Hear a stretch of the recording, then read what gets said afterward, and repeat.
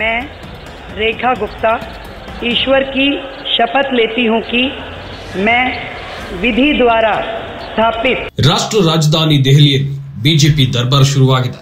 ದೆಹಲಿ ಮುಖ್ಯಮಂತ್ರಿಯಾಗಿ ರೇಖಾ ಗುಪ್ತಾ ದೆಹಲಿಯಲ್ಲಿ 4ನೇ ಮಹಿಳಾ ಮುಖ್ಯಮಂತ್ರಿಯಾಗಿ ಪ್ರಮಾಣ ವಚನ ಸ್ವೀಕರಿಸಿದ್ರು.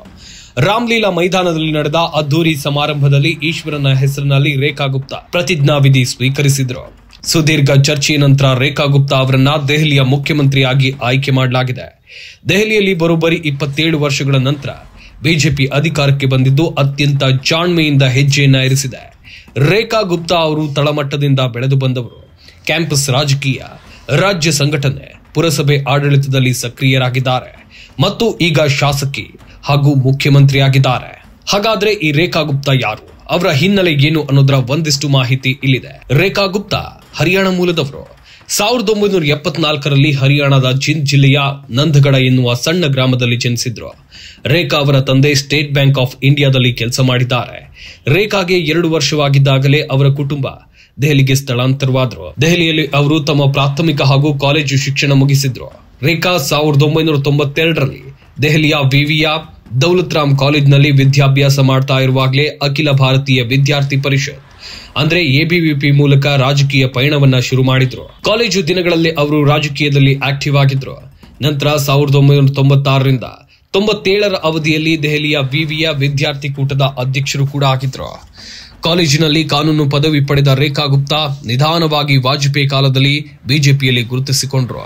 ಸಣ್ಣ ಸಣ್ಣ ಹೋರಾಟಗಳಲ್ಲಿ ಭಾಗವಹಿಸುತ್ತಾ ದೊಡ್ಡ ದೊಡ್ಡ ನಾಯಕರ ಮನದಲ್ಲಿ ನಿಷ್ಠಾವಂತ ಕಾರ್ಯಕರ್ತರಾಗಿ ಬೆಳೆಯುತ್ತಾ ಹೋದ್ರು. ದಿಲ್ಲಿ ಘಟಕದಲ್ಲಿ ಕಾರ್ಯದರ್ಶಿ ಜವಾಬ್ದಾರಿಯನ್ನ ನಿರ್ವಹಿಸಿದ್ರು. ಪಕ್ಷದಲ್ಲಿನ ತಮ್ಮ ಕಾರ್ಯವೈಖರಿ ಮೂಲಕವೇ ಕೇಂದ್ರ ನಾಯಕರ ಗಮನ ಸೆಳೆದ್ರು. ಇದರ ಪರಿಣಾಮ 2004ರಿಂದ 2006ರವರೆಗೆ ಯುವ ಮೋರ್ಚಾದ ರಾಷ್ಟ್ರೀಯ ಕಾರ್ಯದರ್ಶಿಯಾಗಿ ನೇಮಕಗೊಂಡರು. 2007ರಲ್ಲಿ ಮೊದಲ ಬಾರಿಗೆ ಚುನಾವಣಾ ರಾಜಕೀಯಕ್ಕೆ ಕಾಲಿಟ್ಟ ಇವರು ದೆಹಲಿ ಮುನ್ಸಿಪಾಲಿಟಿ ಚುನಾವಣೆಯಲ್ಲಿ ಉತ್ತರ ಪಿತಾಂಪುರ ಕ್ಷೇತ್ರದಿಂದ ಕೌನ್ಸಿಲರ್ ಆಗಿ ಆಯ್ಕೆಯಾದರು. 2007ರಿಂದ 2009ರವರೆಗೆ ಎಂಸಿಡಿಯಲ್ಲಿ ಮಹಿಳಾ ಕಲ್ಯಾಣ ಮತ್ತು ಮಕ್ಕಳ ಅಭಿವೃದ್ಧಿ ಸಮಿತಿಯ ಅಧ್ಯಕ್ಷರಾಗಿಯೂ ಇವರು ಸೇವೆಯನ್ನ ಸಲ್ಲಿಸಿದ್ದಾರೆ. ದಿಲ್ಲಿ ಬಿಜೆಪಿ ಮಹಿಳಾ ವಿಭಾಗದ ಪ್ರಧಾನ ಕಾರ್ಯದರ್ಶಿಯಾಗಿ, ಪಕ್ಷದ ರಾಷ್ಟ್ರೀಯ ಕಾರ್ಯಕಾರಿ ಸದಸ್ಯೆಯಾಗಿ ಬಿಜೆಪಿಯಲ್ಲಿ ಹಲವಾರು ಹುದ್ದೆಗಳನ್ನ ನಿಭಾಯಿಸಿದ್ರು.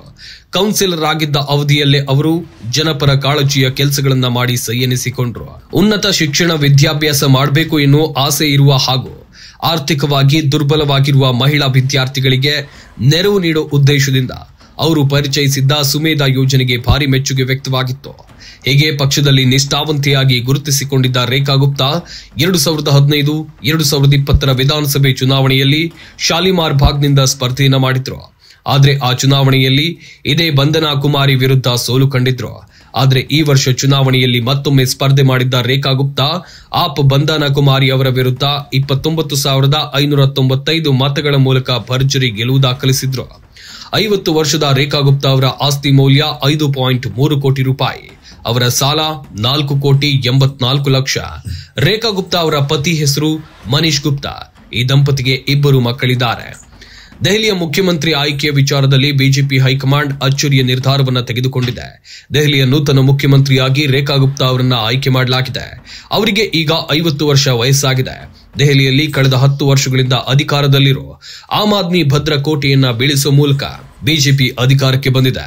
ರೇಖಾ ಗುಪ್ತಾ ಅವರು ಮೊದಲ ಬಾರಿ ಶಾಸಕಿಯಾಗಿ ಆಯ್ಕೆಯಾಗಿದ್ದು ಮೊದಲ ಅವಧಿಯಲ್ಲೇ ಅವರಿಗೆ ಮುಖ್ಯಮಂತ್ರಿಯಂತಹ ಜವಾಬ್ದಾರಿ ಹುದ್ದೆ ಸಿಕ್ಕಿದೆ.